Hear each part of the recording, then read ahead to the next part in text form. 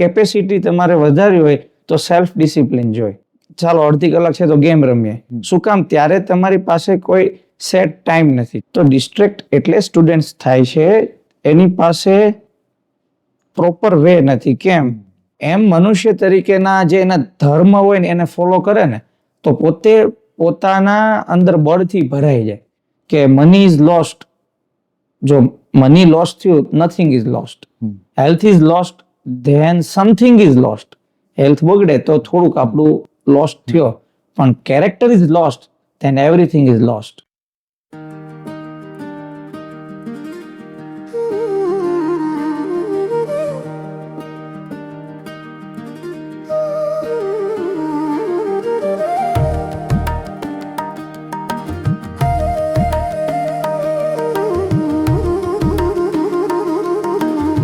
Hello and welcome you all. My name is Arya Bhimani from Grade 8 CAIE. I'm studying in Cambridge School of Excellence. So today I'm going to take interview of Swami Krupa Vatsal Das. He is going to give his thoughts about how to study well and how to not get distracted while studying. So let's begin. Swami Krupa Vatsal, તેમનો ખૂબ ખૂબ આભાર. તેમનો કિંમતી સમય અમને ફાળવી અને આ મૂલ્યવાન શીખ આજકાલના છોકરાઓ માટે સ્પેશિયલી સ્ટુડન્ટ્સ માટે આપવાના છે. તો સ્વામી, આજકાલનો વર્લ્ડ બહુ કોમ્પિટિટિવ થઈ ગયો છે, તો which is the golden key you would like to give to students that will avoid distraction and be successful in life? Good question. અત્યારે મોસ્ટલી સ્ટુડન્ટ માટે વધારેમાં વધારે ડિસ્ટ્રેક્ટ કરતું હોય પોતાના ગોલથી, તો એના માટે એક ગોલ્ડન કી આપણે શું યુઝ કરી શકીએ? સૌથી પહેલા તો એ કે ડિસ્ટ્રેક્ટ થવાય છે કેમ? તો ડિસ્ટ્રેક્ટ એટલે સ્ટુડન્ટ્સ થાય છે એની પાસે પ્રોપર વે નથી. કેમ? સપોઝ તમારી પાસે અડધી કલાકનો સમય હોય તો તમે શું કરો? ચાલો અડધી કલાક છે તો ગેમ રમીએ. શું કામ? ત્યારે તમારી પાસે કોઈ સેટ ટાઈમ નથી કે મારે આ ટાઈમે આ કરવું જોઈએ. એટલે ડિસ્ટ્રેક્ટ થઈ જવાય છે આ કોમ્પિટિટિવ વર્લ્ડમાં. શા માટે? કે જેથી આપણી પાસે એનું ફોકસ નથી. એટલે સૌથી પહેલા તો આપણે ડિસ્ટ્રેક્ટ ન છીએ એના માટેની ગોલ્ડન કી છે કે એમનું ફોકસ ટુવર્ડ્સ ધ ગોલ. જેટલું ફોકસ ગોલ તરફ ક્લિયર હોય એટલું ડિસ્ટ્રેક્ટ ન થવાય. કારણ કે એને પોતાને ખ્યાલ પડે કે મારે આ ડિરેક્શનમાં જવાનું છે. સપોઝ તમારે એક્ઝામ આવતી હોય તો તમે ગેમ રમવાનું કે તમે સોશિયલ મીડિયા એવોઇડ કરો. કેમ? મારો ગોલ છે કે મારે એક્ઝામ છે. એવી રીતે તમે જ્યારે તમારા ફર્ધર કોઈ પણ ગોલ માટે ફોકસ્ડ હોય તો તમે ડિસ્ટ્રેક્ટ ન થઈ શકાય. અને એ ડિસ્ટ્રેક્ટ નહીં થવાનું ફોકસ કરવામાં બીજા બધા જેના ફેક્ટર્સ છે એ અફેક્ટ કરતા જાય. જે સેલ્ફ ડિસિપ્લિન છે કે બધા એમ ધીમે ધીમે કરતા એ તમારા ગોલ સુધી પહોંચી શકાય. એટલે ગોલ્ડન કી છે સ્ટુડન્ટ્સ માટે. આપણે જો સમજી શકીએ તો એમને ફોકસ ટુવર્ડ્સ ધ ગોલ હોય તો અત્યારના યુગ પ્રમાણે એ સારું કહી શકાય. તો સ્વામી, ફોકસ વધારવો કેવી રીતે? ફોકસ વધારવા માટે તમારે બીજા જે અત્યારના યુગમાં તો તમે પણ જાણતા જ હશો, વધારેમાં વધારે ફોકસ કેમ થવાય? સ્ક્રીન છે એવોઇડ કરો મેક્સિમમ. જેટલો યુઝ તમે સ્ક્રીનનો સાચો કરો છો સ્ટુડન્ટ્સ, એના કરતાં વધારે એનો દુરુપયોગ થાય છે. સારી વાત છે કે તમે યુટ્યુબ દ્વારા ઈ લર્નિંગ કરો છો, પણ સામે એટલું જ ડિસ્ટ્રેક્ટ થવાય એવું મટીરિયલ પીરસવામાં આવે છે જેથી કરીને પોતે ડિસ્ટ્રેક્ટ થઈ જાય છે. અને એની પાસે ફોકસ કેમ નથી થવાતું? તો સ્પિરિચ્યુઅલ વેમાં એની પાસે એવું ભગવાનનું બળ નથી એટલે ડિસ્ટ્રેક્ટ થઈ જાય છે.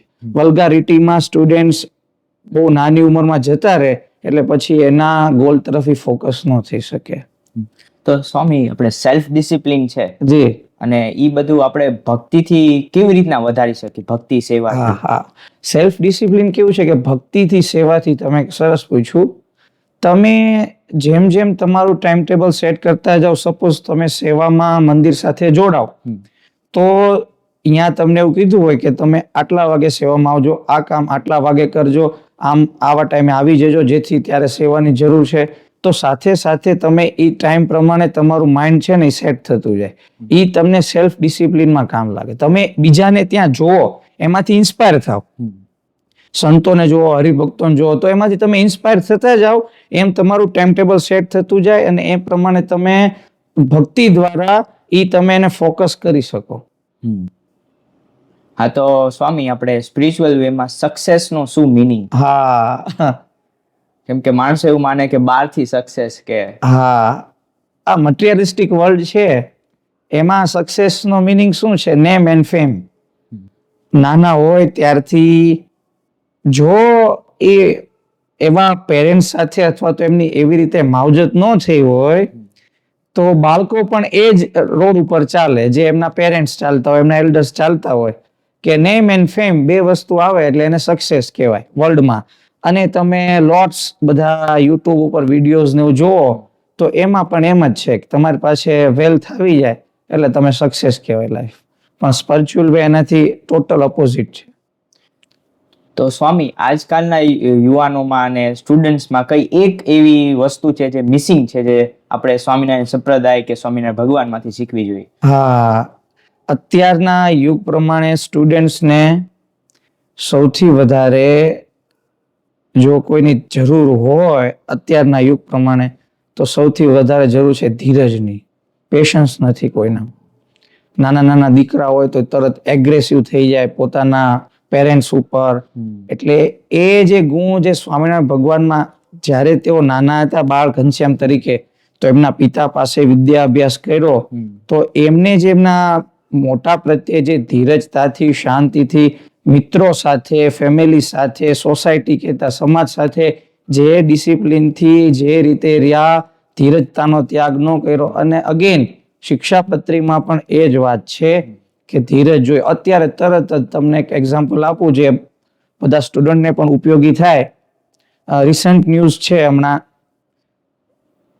એક ભાઈને 3 દીકરી હતા, 12 વર્ષના, 14 વર્ષના, 16 વર્ષના. તો એમને ગેમ ન રમવા દીધા એમના ફાધરે, એટલે એમને સુસાઇડ કરી. તો એટલી પણ એમનામાં ધીરજ નથી કે આટલું આપણે ખમી શકાય. તો સેલ્ફ ડિસિપ્લિન સ્વામિનારાયણ ભગવાનમાંથી શીખવા જેવું છે. આ પેશન્સ, ધીરજ શીખવા જેવી છે. બીજા કેટલાક મોરલ છે એ અત્યારના યુગ પ્રમાણે કોમ્પિટિશન વધતી જાય છે, તો પોતાને જે જોઈએ છે એ પામવા માટે બીજા બધા વેલ્યુઝ એન્ડ વર્ચ્યુઝ એક બાજુ મૂકીને ફક્ત પોતાનો ગોલ તરફ વધે છે. એ પણ અત્યારે મિસિંગ છે, જે શીખવા જેવું છે. તો સ્વામી, આજકાલના જમાનામાં માન મર્યાદા એ નથી દેખાતી. હા, તો ઈ કેવી રીતના આપણે સ્ટુડન્ટ્સને આવે કે માન મર્યાદા જે વડીલની, આપને તો ન ખ્યાલ હોય પણ બધા વડીલો પહેલા એવો રિવાજ હતો કે જ્યારે વડીલો એક જગ્યાએ બેઠા હોય, સપોઝ બેડ ઉપર કે સોફામાં, તો એની સાથે એના દીકરા ન બેસાય, એટલી મર્યાદા હતી. ટીચર્સ પ્રત્યે એટલી રિસ્પેક્ટ હતી કે એકદમ સાદી ભાષામાં કહીએ તો બહાર સોસાયટીમાં દીકરાઓ રમતા હોય અને જો ત્યાંથી ટીચર આવે તો તરત જ દીકરાઓ સંતાઈ જતા. ટીચરની એટલી બીક હતી. અત્યારે એ બધું બીક જતું રહ્યું, એ મર્યાદા જતી રહી. એનું એક અને માત્ર એક જ કારણ છે કે એમના જીવનમાંથી ભગવાન નીકળી ગયા. જો ભગવાન તરફ, સંતો તરફ એમની જો ગતિ હોય, એમની પાસે એવી સારી કંપની હોય જેને સત્સંગ કહીએ, તો એ પોતે એ બાજુ જઈ શકે, એમાંથી શીખી શકે અને પાછી માન મર્યાદા શીખી શકે. એક તો ઘરનું વાતાવરણ પણ એટલું જ જરૂરી છે એના માટે. ઘરનું વાતાવરણ જેમ માતા પિતા સાથે જેમ રહેતા હોય એમ દીકરો એમાંથી શીખે, એ પણ એક કારણ છે. અને બીજું કારણ એ પણ છે કે એ પોતે મંદિરે આવે, બધાને જોવે, ભગવાનમાં શ્રદ્ધા રાખે, સાથે સાથે સંતો સાથે જોડાય, બધાનું જોવે. એમાંથી ખાસ તો માન મર્યાદા અત્યારના વિદ્યાર્થીઓ શીખતા હોય છે એવું અમને ફોર્મલી જણાય છે. એવી રીતે શીખાય. અને સ્વામી, આપણે કરિયર ચૂઝ કરવું હોય તો કેવી રીતના કરાય? પેરેન્ટ્સ કહેતા હોય ઈ બાજુ જવાય કે આપણો જેમાં જાજુ એમ ગમતું હોય એમાં ઈ બાજુ જવાય? હા, અત્યારે એ બહુ મોટો ક્વેશ્ચન છે. એક ખાલી એક્ઝામ્પલ આપું તો અમારી વખતે પણ એવું હતું. અમે જ્યારે સ્ટડી કરતા તો મોસ્ટલી બધા શું પ્રિફર કરે કે મારો ફ્રેન્ડ જેમાં જાય ને એમાં મારે જવાનું. એમાં શું આવે છે તો કે ખ્યાલ નથી, મારે શું કરવાનું ખ્યાલ નથી, મારો શેમાં ટેલેન્ટ છે પહેલામાં પહેલું પોઈન્ટ એ છે કરિયર ચૂઝ.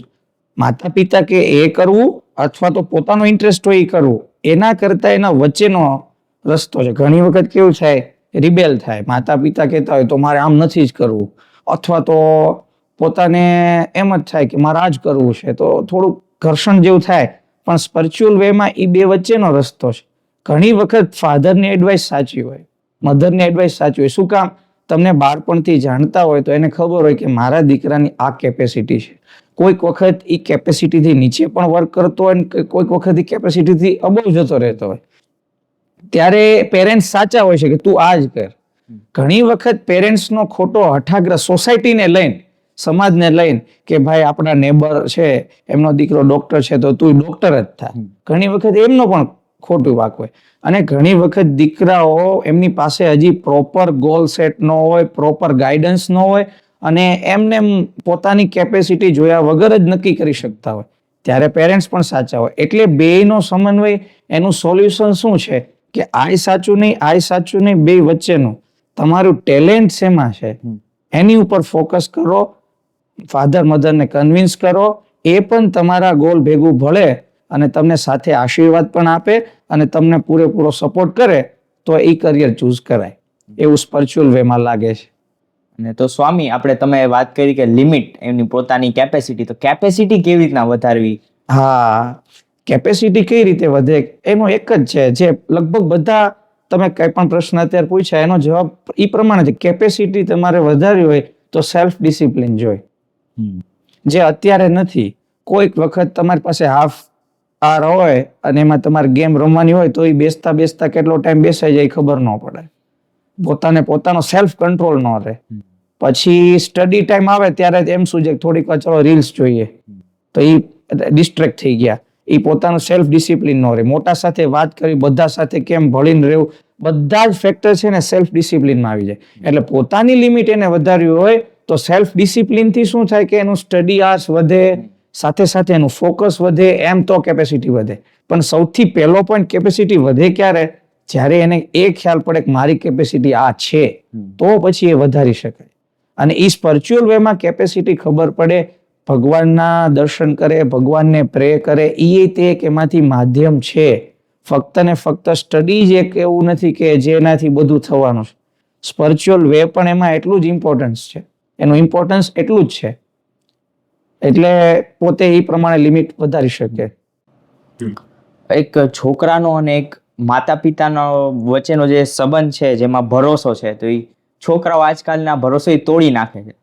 હા, તો એ ભરોસો અગર તૂટી ગયો હોય તો એને સમો કેવી રીતના કરવો, અને અગર ન તૂટ્યો હોય તો એને સાચવી જાળવી કેવી રીતના રાખવો? સરસ પ્રશ્ન છે. તમે અમને જે બોલાઈને વાત કરો છો એમાં જ એનો જવાબ છે. એ ભરોસો જાળવી રાખવા માટે અથવા તો બ્રેક થઈ ગયો હોય તો બિલ્ડ કરવા માટે એને 100% સત્સંગની જરૂર પડે. એવું એમને પ્રોપર ગાઈડન્સ સંતો દ્વારા મળે, એવા સારા વ્યક્તિઓ દ્વારા મળે, જેથી કરીને એમાં ગ્રો થાય, ટ્રસ્ટ બિલ્ડ વધારે થાય અને બ્રેક થઈ ગયું હોય તો સરખું થાય. તો એના માટે એનો સીધો સ્ટ્રેટ આન્સર છે કે સત્સંગ કમ્પલસરી. એને જેમાં ફેથ છે, જે જગ્યાએ બિલીવ કરે છે, નો પ્રોબ્લેમ, પણ ત્યાં એને જવું જરૂરી છે. એનાથી એના સત્સંગ સાંભળશે તો પરિવારમાં કેમ રહેવું, બધી સ્ટોરી સાંભળશે તો એને ખ્યાલ પડશે કે મારે અહીંયા મિસ થાય છે. મારે એલ્ડરના, તમે આગળ ક્વેશ્ચન કર્યો કે રિસ્પેક્ટ કેમ વધે માતા પિતાની, તો એમાં એને પોતે સત્સંગ કરશે તો ખ્યાલ પડશે કે મારે અહીંયા મિસ થાય છે. અને એમના પેરેન્ટ છે એ સંતોને વાત કરે કે ભાઈ અમારા દીકરાને અહીંયા જરાક એવું લાગે છે, તો એ વાતમાં ભેળવીને એવી રીતે વાત કરે જેથી એને ખોટું પણ ન લાગે અને એ બિલ્ટ સરસ થઈ જાય. જે બ્રેક થયું હોય અને બિલ્ટ હોય તે તો એમાં પ્રોગ્રેસ થાય. એટલા માટે સત્સંગ બહુ જરૂરી છે.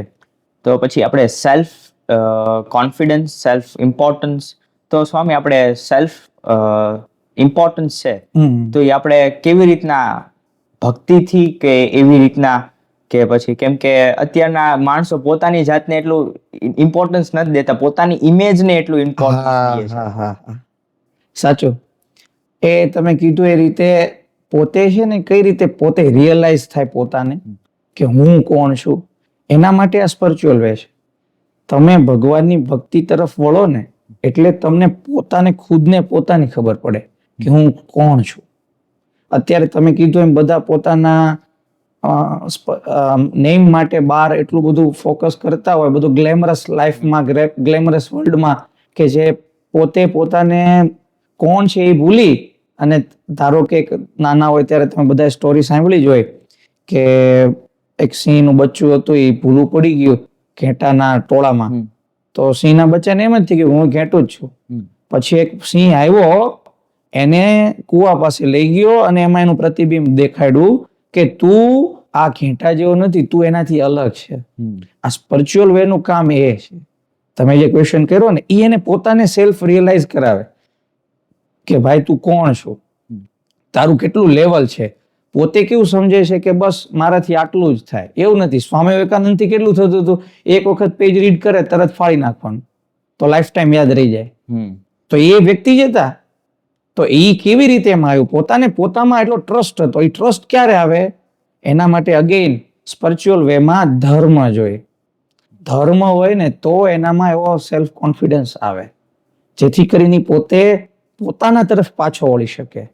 ગીતા આદિ બધા શાસ્ત્રો છે એનો પણ એ જ મત છે કે એ પોતે પોતાને ઓળખે અને પોતે પાછો વળે. સંત સમાગમ દ્વારા, સત્સંગ દ્વારા, ભક્તિ દ્વારા. આ શિક્ષાપત્રીના 200 વર્ષથી એનું વર્ષ ચાલે છે, બરાબર. તો એમાં પણ સ્વામિનારાયણ ભગવાને એ જ પ્રયત્ન કર્યો છે કે ધર્મ ઉપર ફોકસ કરે. તમે સાવ પશુમાં અને મનુષ્યમાં શું ફેર છે કે મનુષ્ય વિચારી શકે છે, બાકી બધું સેમ છે. તો ઈ ધર્મથી શોભે કોઈ પણ વ્યક્તિ, કોઈને પણ ફોલો કરતો હોય, એના જે રૂલ્સ હોય, રેગ્યુલેશન્સ, સપોઝ કોઈ કંપનીમાં જાય તો એના રેગ્યુલેશન્સ ફોલો કરવા પડે, એમ મનુષ્ય તરીકેના જે એના ધર્મ હોય ને એને ફોલો કરે ને તો પોતે પોતાના અંદર બળથી ભરાઈ જાય, જે એને સ્ટુડન્ટને એના લાઈફમાં પોતાનો ગોલ અચીવ કરવામાં બહુ મદદરૂપ થાય અને જીવન જીવવામાં. નકર હતાશ થઈ જાય કે મારાથી આ નહીં થાય, મારાથી આ નહીં થાય. અને પછી કેવું થાય, તમે કીધું એમ કે ખાલી બહારનું જોવે કે મારે બહુ કમાણી કરવી છે, બહુ આગળ વધવું છે, પણ સામે એ પ્રમાણેનો એફર્ટ ઝીરો હોય. કારણ કે પોતાને પોતાનું ખબર જ નથી, તો એફર્ટ ન જોવે, ખાલી ગ્લેમરસ બહારનું જોવે કે ભાઈ મારે એવો મોટો બંગલો બનાવો છે, પણ એ બને કઈ રીતે એ બાજુ એનું ફોકસ નથી હોતું. એટલે એ ધર્મ જેમ જેમ દ્રઢ કરતો જાય ને, ધર્મ એટલે કેવું છે કે એને સ્ટુડન્ટની ભાષામાં સમજીએ તો બધી સેન્સ છે ને એના ઉપરનો કંટ્રોલ એનો. સપોઝ સ્ટડી કરતો હોય, 10th હોય, તો એને પછી મૂવી કે નેટફ્લિક્સ કે બધા આ સોશિયલ બધા પ્લેટફોર્મ ને બધું એવોઇડ કરવું જોઈએ.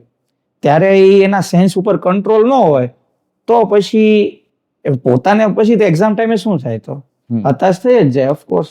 એટલે એ જો સેન્સ ઉપર એનો કંટ્રોલ આવી જાય ને, એ જ ધર્મ છે. અત્યારે ગીતાજી પ્રમાણે, શ્રીમદ ભગવદ ગીતાજી પ્રમાણે કૃષ્ણ ભગવાન સરસ કહે છે કે સ્ટુડન્ટ માટેનો ધર્મ શું? ભણવું ને એ જ એનો ધર્મ. અત્યારે ભણવા ઉપર ફોકસ કરો એટલું સાચું કહેવાય.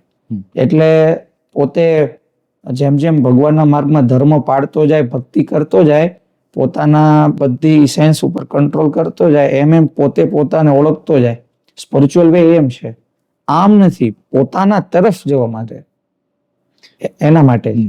તો સ્વામી, આપણે આજકાલના છોકરાઓ ન ખાવાનું ખાય છે, ન ખાવાનું પીવે છે, તો અને ન ખાવાનું ન બોલવાનું બોલે છે. હાજી. તો ઈ એવા છોકરાઓથી કેવી રીતના બચવું અને કેવી રીતના એમને અવોઇડ કરવા? યસ, આ સત્સંગ છે ને એના માટે જ છે. ન બોલવાનું બોલે તો એમાં શબ્દ તો જે આલ્ફાબેટ્સ હોય એ જ આવવાના છે, પણ એના પાછળ એને જે વર્ડ્સ બોલ્યા એમાં જે એના પ્રત્યે જે હેટ ક્રિએટ થાય છે ને એની સાથે આપણને પ્રોબ્લેમ છે. બોલે છે તો સેમ વર્ડ તો આલ્ફાબેટ્સ જ આવવાના બધા, પણ એના પાછળ જે શબ્દ વર્ડ બોલે છે એનો જે ખરાબ અર્થ છે એ બહુ અફેક્ટ કરે.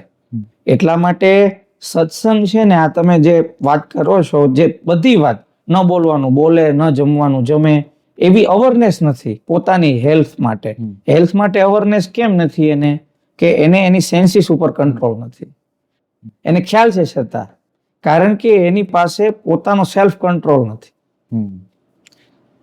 પોતાને સેલ્ફ કંટ્રોલ હોય ને તો એને ખબર પડી શકે કે આ મારા માટે ખોટું છે. એને ખબર છે આનું નુકસાન છે, પણ એ એને અવોઇડ ન કરી શકે. જમવા બાબતનું હોય તોય ભલે, કે પછી રહેવા બાબતનું હોય તોય ભલે, જ્યાં સુધી એને પોતાને રિયલાઇઝ ન થાય, પોતાનો સેલ્ફ કંટ્રોલ ન આવે, ત્યાં સુધી એને ખ્યાલ ન પડે. એને ખબર હોય કે આનાથી આ નુકસાન છે, છતાંય બચી ન શકે, એટલા માટે એને ભગવાનની જરૂર પડે. એટલે એ ભગવાનના શરણે આવે તો એને એમાંથી ભગવાનનું બળ મળે. ખાલી ભગવાનનું બળ નહીં, પોતે તો જાતે મહેનત કરવાની જ, પણ ભગવાન એને બૂસ્ટઅપ કરે. પોતે જ્યાંથી અટકી જાય છે, પોતે કરી નથી શકતો, એટલે ભગવાન એને બુસ્ટ કરે, તો એને વધારે વ્યવસ્થિત જીવન જીવવાનો માર્ગ મળે. અને આ બધી કંપની જે એને સારી ભાષામાં આપણે કુસંગ કહીએ, તો એ કુસંગથી જેટલો દૂર, પહેલા તો એને ખ્યાલ પડવો જોઈએ કે આ કુસંગ છે. નકર અત્યારે તો કેવું હોય કે નાના નાના હોય, વલ્ગારિટી કે પછી બધું આ સોશિયલ મીડિયામાં, ગેમ્સમાં ને એમાં બધામાં એટલું બધું આગળ જતા રહ્યા હોય, તો પછી એમ જ લાગે કે આ વર્લ્ડ જ સાચું છે. પહેલા તો એને એ ખબર પડવી જોઈએ કે હું જે સંઘમાં છું એ ખરાબ છે. એ ખબર ફક્ત ને ફક્ત સત્સંગ દ્વારા જ પડે. સત્સંગ સિવાય એને એ ખબર ન પડે કે હું જે માર્ગે છું એ ખોટો માર્ગ છે.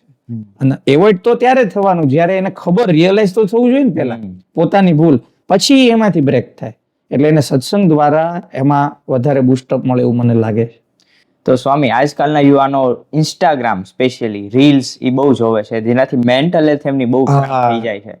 હા, તો અગર આપણી મેન્ટલ હેલ્થ કે એવા આડા રસ્તે ચડી ગયો, કેમ કે ઇન્સ્ટાગ્રામમાં ખબર ન પડે કે આપણે કઈ ની લત ક્યારે લાગી ગઈ. હા, તો ઈ લતને આપણે પાછું કેવી રીતના આવું, ઈ એસ્કેલેટર થી પાછું કેવી રીતે? હા, જો એના માટે છે ને, તમે સાચું કીધું, સોશિયલ મીડિયા, ઇન્સ્ટાગ્રામમાં તમને એનું એક સિમ્પલ એક્ઝામ્પલ આપું. રીલ્સ 30 સેકન્ડ કે 1 મિનિટની હોય, પોતે એમ વિચાર કે 2-5 જોઈ લો. 30 સેકન્ડની રીલ જોવામાં એને 30 મિનિટ ક્યારે જતા રહે ખબર ન પડે. એને એ પોતાને ખ્યાલ નથી રહેતો કે મેં 30 સેકન્ડની રીલ્સ એક જ જોઈ, 2 જોઈ, 3 જોઈ, તો એમાં 30 મિનિટ જતી રહે, 3 કલાકે જતી રહે, પોતાને ખબર પડે નહીં. અને બીજું જે તમે વાત નથી કરી પણ હું છતાં કહું છું, ગેમમાં નાના નાના દીકરાઓ હોય, એ જે જોકે આપણો ટોપિક ડાયવર્ટ થાય છે, પણ તો હું વાત કરવાનો પ્રયત્ન કરું છું. ગેમમાં સપોઝ PUBG કે એને રિલેટેડ કોઈ પણ એવું મટીરિયલ હોય કે જેમાં વાયોલન્સ હોય, તમે કીધું ને મેન્ટલ હેલ્થ ઉપર આ બહુ અફેક્ટ કરે. કે તમે કોઈકને મારવાનો પ્રયત્ન કરો 2, 4, 5 ગેમમાં, પણ એ તમારી ઓરિજિનલ મેન્ટલ હેલ્થમાં 100% અફેક્ટ કરે છે. એ આગળ જતા તમને એગ્રેસિવ કરે. દિલ્હીમાં દીકરાને ફક્ત એના માતા પિતાએ ગેમ રમવાની ના પાડી, PUBG ગેમ, તો સુસાઇડ કરી લીધું. બરાબર. એ મેન્ટલ એટલો બધો એમાંથી, એ પછી પોતે જાતે બહાર નથી નીકળી શકતો. તમે કીધું એમ રીલ્સમાંથી ને એમાંથી બહાર નથી નીકળી શકતો, તો શું કરાય? એના માટેનો બેસ્ટ વે છે, અત્યારે તો પેરેન્ટ્સ પણ એના ઉપર વધારે ફોકસ કરે છે. ઘણી વખત કેવું થાય, પેરેન્ટ્સ બિઝી હોય તો દીકરા એની રીતે રહેતા હોય, તો એક એનો વે પણ ઈ પણ છે, પેરેન્ટ કંટ્રોલ હોય ફોનમાં. અત્યારે બધી એપ્સ બહુ આવે છે. ગૂગલનું પોતાનું ફેમિલી છે, એ સિવાય પણ બીજી પેરેન્ટ કંટ્રોલ એપ્સ છે. તો એ પેરેન્ટ કંટ્રોલ એપ દ્વારા કરે, પોતે સમજે કે મારે નક્કી કર્યું છે કે મારે 20 જ મિનિટ જોવું, તો 20 મિનિટમાં બંધ જ એટલે બંધ. એવું પોતે સ્ક્રીન ટાઈમ સેટ કરી નાખે. અથવા તો પોતે જ્યારે આ એડિક્શનમાંથી નીકળી ન શકે, તો ધીમે ધીમે ઓછું કરે. ડાયરેક્ટ બ્રેક ન કરે. ડાયરેક્ટ બ્રેક કરે ને તો પછી પાછું ચાલુ થઈ જ જાય. એટલે ધીમે ધીમે ઓછું કરતો જાય ને, એવું પ્રોપર ગાઈડન્સથી, તો એને આગળ જતા સફળતા મળે. અને બીજી વાત, જેટલું સપોઝ મોબાઈલમાં કલાક કે 2 કલાકે આપે, એની પાસે, સ્ટુડન્ટ પાસે tuition, school, extra curricular activities બધી હોય, તો એની પાસે મે બી 1 or 2 hours છે ઇન અ ડે. તો એને શું કરવું જોઈએ? બહાર ગેમ રમવી જોઈએ. જે અત્યારે મોબાઈલમાં એમાં ગેમ રમાય છે, તો ગ્રાઉન્ડ ઉપર જઈને એ ગેમ રમે, તો એની હેલ્થ ફિઝિકલ ને મેન્ટલ બેય સારી થાય. તો શું કરવાનું કે જ્યારે ગેમ રમવાનું પોતાના મોબાઈલમાં અથવા તો રીલ્સ જોવાનું હોય, તો એટલો ટાઈમ બહાર જઈને બધા મિત્રો સાથે રમે. તો જેથી કરીને એની અત્યારે બહુ જરૂરી છે. એક મોબાઈલમાં જોયા રાખે તો પછી બહારનું વર્લ્ડ આખું એને મુકાઈ જાય છે. આ સૌથી ઇમ્પોર્ટન્ટ ક્વેશ્ચન આ છે. અને આ ડિસ્ટ્રેક્ટ કેવી રીતે માઇન્ડને કરે કે અત્યારે ગેમ રમતા હોય બધા સાથે આઈડીથી કનેક્ટ થઈને, તો સ્કૂલમાં સ્ટડી કરવા જાય ને ત્યારે શું વિચારે કે હમણાં મારો લેક્ચર પૂરો થશે, હમણાં હું ઘરે જઈશ ને હમણાં હું ગેમ રમીશ. તો જે સ્ટડી કરવા ગયો છે, જે એનો ફોકસ છે એ બધો જતો રહે. એ ફક્ત રમવા ટાઈમે જ નહીં પણ એના અલગ ટાઈમે પણ આ કરાવે. થોડોક ફોકસ જાય એમ કરતા કરતા છેલ્લે એનો ફોકસ જ ન રહે, એનો ફોકસ ઓનલી ગેમ જ થઈ જાય. અને એ પછી એમાં એટલો હેબિચ્યુએટેડ થઈ જાય કે તમે એની પાસેથી ફોન લો તો ગાંડા જેવો થઈ જાય. એવું ઘણા બધા એક્ઝામ્પલ એવા છે. અને અત્યારે સૌથી ઇમ્પોર્ટન્ટ એ છે, સ્ટડી ના નામે ફોન લેવાય છે. મોસ્ટ પ્રોબેબલી તો કે કોરોના ટાઈમ પછીથી આ સ્ટડી ઓનલાઈન ચાલુ થયું, તો એમાંથી તમે જુઓ તો સ્ટડી ઓનલાઈન કેટલા કરે છે ને એના નામે બીજું કેટલું થાય છે. ઘણી વખત પેરેન્ટ્સ હોય એટલું બધું ભણેલા ન હોય તો એને ખ્યાલ નથી કે દીકરાઓ શું કરે છે, અને દીકરા સામે પોતે ડિસ્ટ્રેક્ટ થઈ જાય અને આમાં જતા રહે. એટલે એને એવોઇડ કરવા માટે બહાર ગેમ રમવી જોઈએ, પેરેન્ટ કંટ્રોલ કરવો જોઈએ, એના તો ફાધર એનું ફોકસ કરે, અથવા તો જો મોસ્ટ પોસિબલ હોય ને ત્યાં સુધી નાના દીકરાઓને ફોન ન આપવો જોઈએ. એવી કોઈ બાબત નથી કે એ શીખી નહીં શકે. એને જ્યારે જરૂર પડે ત્યારે એમના ફાધરનો મધરનો ફોન અવેલેબલ હોય એમાંથી જોઈ લે. પોતાને સેલ્ફ કંટ્રોલ નથી તો બેસ્ટ વે એ જ છે કે ફાધરનો મધરનો ફોન ટાઈમ યુઝ કરે. તો શું થાય કે વડીલ તમને ટોકે રોકે કે ભાઈ હવે તારો ટાઈમ પૂરો, જેથી કરીને એમાં બીજું કઈ સર્ચ ન કરે અને ખોટો એમાં એનો સોશિયલ મીડિયામાં ટાઈમ ન મળે. બહુ જરૂરી છે અત્યારે ખાસ આ ક્વેશ્ચન. તો સ્વામી, આ આપણે ભણવાની વાત કરી તો એમાં સ્કૂલે છોકરાઓને ટીચર્સ સામે કેવી રીતના વાત કરવી એ ખબર નથી રહેતી કે કેવી રીતના રિસ્પેક્ટ આપવી. રિસ્પેક્ટ કેમ આપવી? તો અગર છોકરાઓ અમુક જે રિસ્પેક્ટ ન આવતા હોય તો એના સાઈડ ઇફેક્ટ છે એમના સ્ટડી ઉપર પડે છે. તો એ કેવી રીતના જાણવું કે આવું થયું છે અને પોતાની મિસ્ટેકને કેવી રીતના સાચી કરવી? જો અગેન એનો જવાબ છે ને આપણા આગળ ક્વેશ્ચનમાં આવી ગયો કે એને રિયલાઇઝ ક્યારે થાય કે એને કોઈ કહેવા વાળું હોય તો રિયલાઇઝ થાય. તમારો સમ ખોટો છે એ ખબર ક્યારે પડે? તમે તો ગણો, તમને તો એમ જ છે સાચો છે, પણ ખ્યાલ ક્યારે પડે કે જ્યારે કોઈ મોટા તમને કે તમારી અહીંયા મિસ્ટેક છે, આ ઇક્વેશન અહીંયા ન આવે, ત્યારે આપણને રિયલાઇઝ થાય. એમ એવા કોઈક વ્યક્તિ આપણી લાઈફમાં હોવા જોઈએ, સ્પિરિચ્યુઅલ ગુરુ હોય તોય ભલે, આપણા પેરેન્ટ્સ હોય તોય ભલે, કે એ આપણને રોકે ટોકે, આપણને કે તમારું ઘરમાં જેવું વર્તન હશે, તમે મંદિરે જશો ત્યાં વર્તન હશે. તમે બધા નાના દીકરાઓ આમ વેલ ટ્રેન્ડ થયેલા હોય સંતો પાસે, અને એટલી રિસ્પેક્ટથી સંતો સાથે હાથ જોડીને વાત કરતા હોય, એની સામે તરત એગ્રેસિવ ન થઈ જતા હોય, એવી રીતે ટ્રેન્ડ થયેલા હોય, એમને તમે મંદિરે જઈને જુઓ ત્યારે તમને રિયલાઇઝ થાય કે હું અમારા જે ટીચર્સ છે એની સાથે આવી રીતે વાત નથી કરતો, મારાથી આ ભૂલ થઈ જાય છે. ત્યારે એને ખ્યાલ પડે. પોતાની રીતે એને ખ્યાલ પડે નહીં, એટલે સત્સંગની જરૂર પડે. ઈ ત્યાં વેલ ટ્રેન્ડ થયેલા હોય એને જોવે ત્યારે એને ખબર પડે કે મારે પેરેન્ટ્સ સાથે આ રીતે વાત કરવાની, ઘરે જઈને સ્કૂલમાં મારે ટીચર્સ સાથે આ રીતે વાત કરવાની, સ્કૂલમાં ફ્રેન્ડ સાથે આ રીતે વર્તવાનું, મારે આ કંપની એવોઇડ કરવાની, આ કંપની રાખવાની. એ બધું જ એને સત્સંગમાંથી જ ખ્યાલ પડે. સત્સંગમાં બધા વાના આવી જ જાય. જેમ જેમ એ સંતોના કોન્ટેક્ટમાં આવે ને એમ એમને સાચો માર્ગ બતાવે. અને તમે કીધું એમ કે જો એ આવી રીતે બિહેવિયર ન સુધારે તો એની ઇફેક્ટ એના સ્ટડીમાં આવે.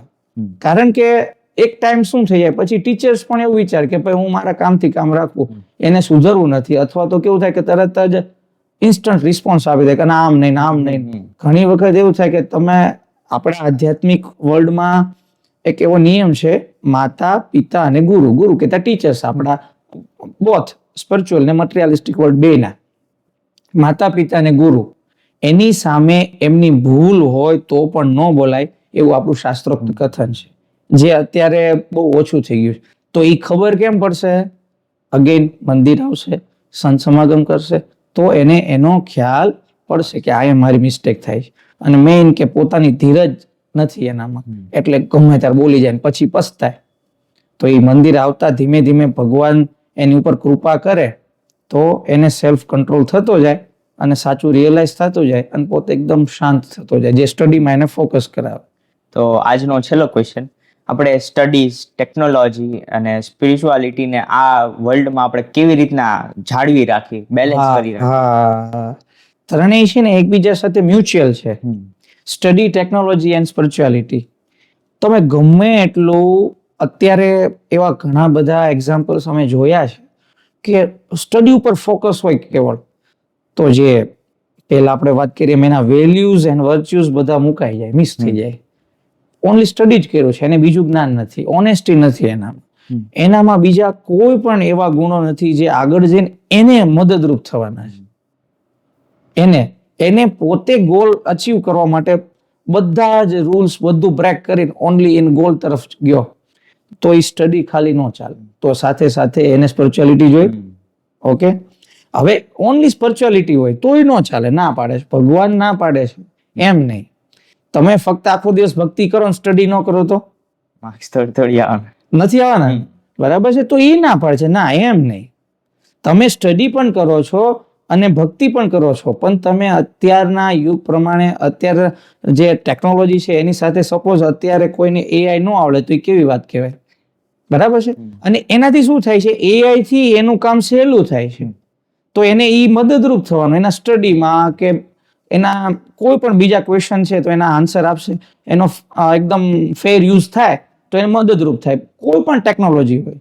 એટલે સ્ટડી, સ્પિરિચ્યુઆલિટી અને ટેકનોલોજી, અને એનું બેલેન્સ કેવી રીતે છે કે જેટલું યોગ્ય છે એટલું કરવું જોઈએ. સ્ટડી તમે 10 hours a day બધું ટ્યુશન સ્કૂલ ગણીને કરતા હોય, હોમવર્ક વગેરે, તો પછી તમે સ્પિરિચ્યુઅલ માટે હાફ hour આપો, 1 hour આપો, ઇનફ છે. ટેકનોલોજી શીખવા માટે તમે કોઈ પણ સોશિયલ મીડિયાનો ઉપયોગ કરો, અથવા તમને કોઈ પ્રોજેક્ટ ઉપર ઇન્ટરેસ્ટ હોય તો તમે એને સાથે ડેવલપ કરો, જાતે ડેવલપ કરીને બધા ફ્રેન્ડ સાથે ભેગા થઈને કરતા હોય તો ફ્રેન્ડ સાથે ભેગા થઈને તમે એવું કરો તો ટીમ વર્ક વધે, તમને એ ભવિષ્યમાં કામ લાગે. તો તમને એમાં ટીમ સાથે કેમ મેનેજ કરવું, કોઈને ગમે કોઈ ન ગમે, એ બધું સાથે મેનેજ થતું જાય.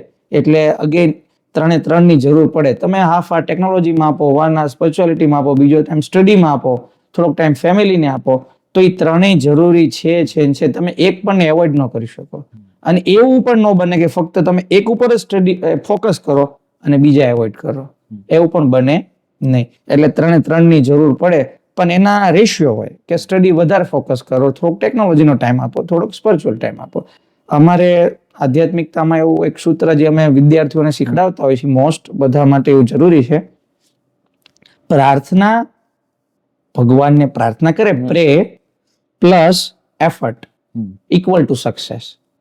Not only effort equal to success, not only pray equal to success, pray plus effort equal to success. એટલે ભગવાનને પ્રાર્થના પણ એટલી જરૂરી છે, સાથે એટલી મહેનત પણ જરૂરી છે, તો સફળતા સાચી મળે. કારણ કે આપણે સ્પિરિચ્યુઅલ વેમાં હમણાં સમજાય એમ, સફળતા આપણે કોને કહીએ છીએ, જે જગત કહે છે એને નથી કહેતા. અંદરથી પોતાને શાંતિ મળે છે ને એને આપણે સક્સેસ કહીએ છીએ. એક સ્વામિનારાયણ સંપ્રદાયનું દ્રષ્ટાંત છે, બધાને સમજવા જેવું. સ્વામિનારાયણ ભગવાન વખતે એક જીવન ભગત કરીને હતા, એકદમ પુઅર, એકદમ કે જેની પાસે જમવાની પણ વ્યવસ્થા ન થઈ શકે, પોતે રોટલો અને છાશ જમતા હતા.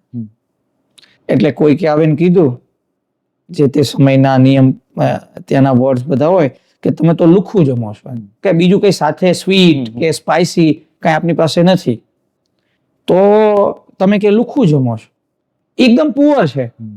ત્યારે એને પોતાના અંદરથી એવો ભગવાનનો કેફ હતો. સ્પિરિચ્યુઅલ વેમાં કેટલા આગળ હતા, તો એને એવું કીધું કે લુખ્ખું નથી જમતો, હું તો એક કોળીએ ભગવાનનું નામ લઉં છું અને હું તો 56 પ્રકારના ભોજન જમું છું, મને એટલો આનંદ આવે છે. જો હતું કાંઈ નહીં એની પાસે, નેમ નહીં, ફેમ નહીં, નહોતું સ્પાઇસી, નહોતી સ્વીટ, નહોતું કાંઈ, પણ તો પણ એ રહી શકતા હતા. જે આપણે આગળ વાત થઈ કે સ્પિરિચ્યુઅલ વેમાં સક્સેસ આ છે કે જે અંદર શાંતિ આપે. એ સ્પિરિચ્યુઅલ વેમાં સક્સેસ એ છે કે એને રાત્રે શાંતિથી ઊંઘ આવે. તમે બહુ મોટું કર્યું અને પછી ઊંઘની ગોળી લઈને શું પડતું હોય તો એ સક્સેસ કહેવાય નહીં સ્પિરિચ્યુઅલ વેમાં. એટલે એ સ્ટુડન્ટને બહુ બધા તમારા ક્વેશ્ચન છે, બધા બહુ સ્ટુડન્ટને હેલ્પફુલ થાય એવા છે, પણ એ વેરી ઇમ્પોર્ટન્ટ સત્સંગ છે ને એમાં મેઇન છે. એમાં ભગવાન આવી ગયા, એમાં સંત આવી ગયા, શાસ્ત્ર આવી ગયા અને સારા વ્યક્તિ આવી ગયા. ચારેયનો સારો સમન્વય થઈને જે સંગ થાય એ સત્સંગ છે. અને અત્યારના યુગ પ્રમાણે બહુ પોતે સેલ્ફિશ થઈ ગયા છે, તો પોતે બધું ભૂલી જાય છે, અને સેલ્ફિશ છે ને ક્યાંક ને ક્યાંક એને બહુ નડે. એટલે એ બધું બહુ જરૂરી છે. અને છેલ્લે એક સામેથી એક વાત કહી દઉં કે જો સ્વામિનારાયણ ભગવાનમાંથી શીખીને એક એવી વસ્તુ કે જે આખા આપણા પોડકાસ્ટનો હાર્ટ કહી શકાય, અથવા તો એક કે જે આપણે હંમેશા પોતે કોઈ પણ ધર્મને માનતો હોય, કોઈ પણ રીતે આગળ હોય પાછળ હોય, કોઈ પણ વ્યક્તિને એક એડવાઇસ કે જે હંમેશા લાઈફ ટાઈમ કામ લાગવાની જે સ્વામિનારાયણ ભગવાને આપી છે, અને એ એક બહુ જાણીતી કહેવત પણ છે કે મની ઇઝ લોસ્ટ, જો મની લોસ્ટ થયું nothing is lost, health is lost then something is lost. Health બગડે તો થોડુંક આપણું લોસ્ટ થયો, પણ character is lost then everything is lost. એટલે કેરેક્ટર છે ને કોઈ પણ પર્સનનું ઈ આખી કી કહેવાય, મેઇન કી. કેરેક્ટર છે ને તો ઈ મિડલ ક્લાસ ફેમિલી હશે ને તોય સુખી હશે. બાકી તો બહુ વેલ્ધી હોય અને કેરેક્ટરલેસ હોય તો એની નો સોસાયટીમાં વેલ્યુ હોય, નો ફેમિલીમાં વેલ્યુ હોય, અને પોતે જ પોતાને લીધે દુખી હોય. એટલા માટે આજના પોડકાસ્ટમાં આપણે જો સૌથી વધારે ઇમ્પોર્ટન્સ આપવું હોય તો કેરેક્ટર છે, એની બિલ્ડ કેવી રીતે થાય, તો અગેન એને ભગવાન પાસે જવું પડે, એને સેવા સંતોનો સમાગમ કરવો પડે, તો એનું કેરેક્ટર જે સોસાયટીમાં સારામાં સારી રીતે રહી શકે અને સ્ટુડન્ટમાંથી એ સારામાં સારો વ્યક્તિ બની શકે, તો એના માટે એને કેરેક્ટર બહુ સરસ રીતે એને બિલ્ડ કરવું જોઈએ. તો ખૂબ ખૂબ ધન્યવાદ સ્વામીનો તેમના માર્ગદર્શન આપ્યા. તો આજના આ વિડીયોમાં આપણને એવું શીખવા મળ્યું છે કે સેલ્ફ ડિસિપ્લિન એક જ અને એટલાય ફેક્ટર, પણ એ એક મેઇન ફેક્ટર છે જેનાથી આપણે ગ્રો થઈ શકીએ અને આપણે મેચ્યોર થઈ શકીએ. Thank you. જય સ્વામી. જય સ્વામી.